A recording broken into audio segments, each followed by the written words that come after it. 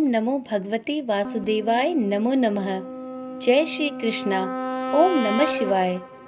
आप सभी को सनातन धर्मसार चैनल की तरफ से कार्तिक मास की अत्यंत हार्दिक शुभकामनाएं। आज की वीडियो में हम सभी कार्तिक मास महात्म्य की कथा के 19वें अध्याय का श्रवण करेंगे। तो चलिए सर्वप्रथम श्री विष्णु भगवान का ध्यान करते हुए इस पावन एवं मोक्षदायिनी कथा का रसपान प्रारंभ करते हैं।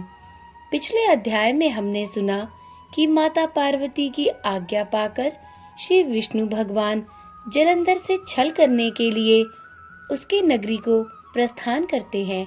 अब सुनते हैं आगे की कथा।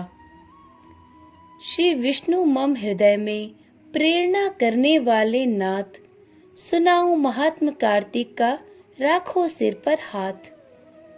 राजा पृथु ने पूछा, हे नारद जी, अब आप यह कहिए कि भगवान विष्णु ने वहां जाकर क्या किया तथा जलंधर की पत्नी का पतिव्रत किस प्रकार भ्रष्ट हुआ। नारद जी बोले, जलंधर के नगर में जाकर विष्णु जी ने उसकी पतिव्रता स्त्री वृंदा का पतिव्रत भंग करने का विचार किया। वे उसके नगर के उद्यान में जाकर ठहर गए और रात में उसको स्वप्न दिया।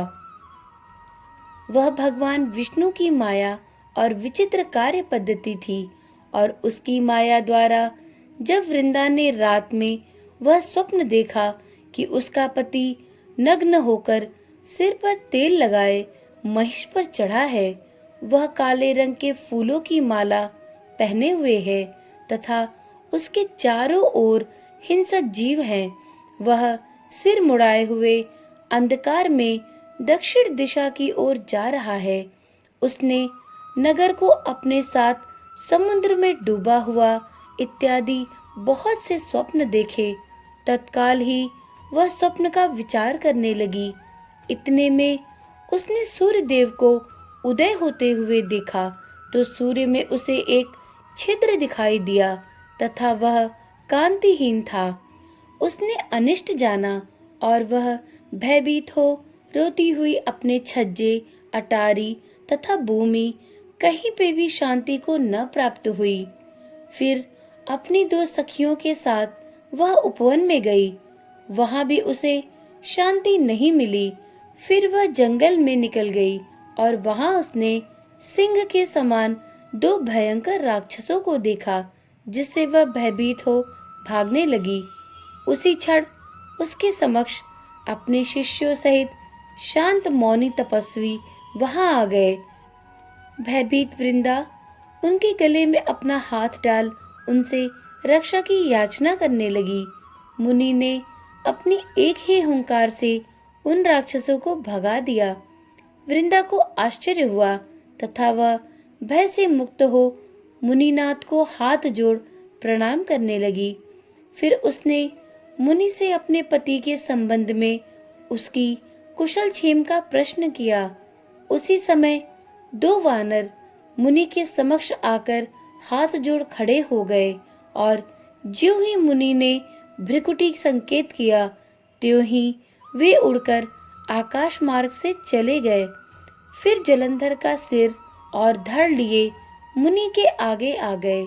तब अपने पति को मृत हुआ जान वृंदा वहीं पृथ्वी पर मूर्छित होकर गिर पड़ी और अनेक प्रकार से दारुण विलाप करने लगी।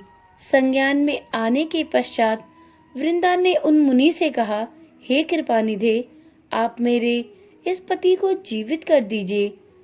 पतिव्रता दैत्य पत्नी ऐसा कहकर दुखी श्वासों को छोड़कर मुनीश्वर के चरणों पर गिर पड़ी। तब मुनीश्वर ने कहा, यह शिव जी द्वारा युद्ध में मारा गया है, अतः यह जीवित नहीं हो सकता, क्योंकि जिसे भगवान शिव मार देते हैं वह कभी जीवित नहीं हो सकता। परंतु शरणागत की रक्षा करना संतों का धर्म है, इसी कारण कृपा करके मैं इसे जिलाए देता हूँ।